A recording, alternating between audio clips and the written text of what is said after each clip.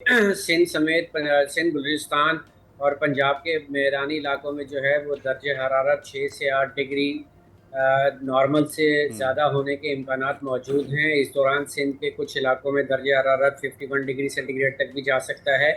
अगर हम पर्टिकुलर कराची की बात करें तो कराची में आज तकरीबन 37 से 38 डिग्री सेंटीग्रेड एक्सपेक्टेड होगा। समुद्री हवाएं भी होंगी जिसकी वजह से नमी का तनासुब ज़्यादा रहेगा, और नमी ज़्यादा होने की वजह से जो फील्स लाइक या महसूस किया जाने वाला दर्जा हरारत है वो ज़्यादा होगा। ये सिलसिला जो है जुमे या हफ्ते तक बरकरार रहेगा। सही। तो इसमें कोई कमी मुतवक्के है, कोई बारिश का इम्कान, कोई खुशखबरी कराची वालों के लिए, सिंध वालों के लिए? देखिए फिलवत कराची में बारिश का कोई इम्कान मौजूद नहीं है, ताहम हफ्ते से जो ये हफ्ता या एतवार से जो है मौसम दोबारा नॉर्मल पेस में आना शुरू हो जाएगा।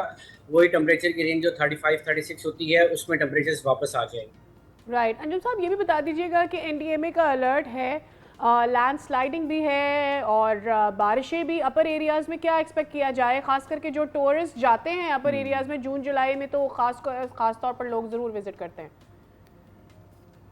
देखें फिल वक्त तो आज और कल तो मुल्क के अक्सर इलाकों में मौसम खुश्क रहेगा और किसी किस्म की बारिश के इम्कानात मौजूद नहीं हैं।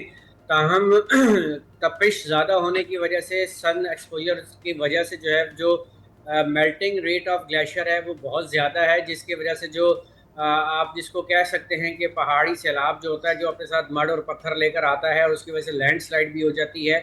और वो जो नालों नालों का जो पॉइंट है जहाँ से रोड गुजरता है उसको ब्लॉकेज कर देता है। वो सिलसिला तो बरकरार रहेगा।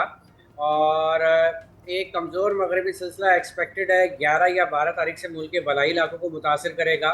और अगर आप बात करते हैं जून जुलाई जुलाई अगस्त की, जो पर्टिकुलर जो हमारे पास रेनी सीज़न होता है, तो उस दौरान जो है एक्सपेक्टेड तो यही है कि मुल्क के इंतहाई बाला इलाकों में बारिश के जो स्पेल्स हैं वो वक्फे वक्फे से रहेंगे, और इस दौरान जो लैंड स्लाइड्स या इस किस्म की सिचुएशन है वो भी डेवलप होती रहेगी।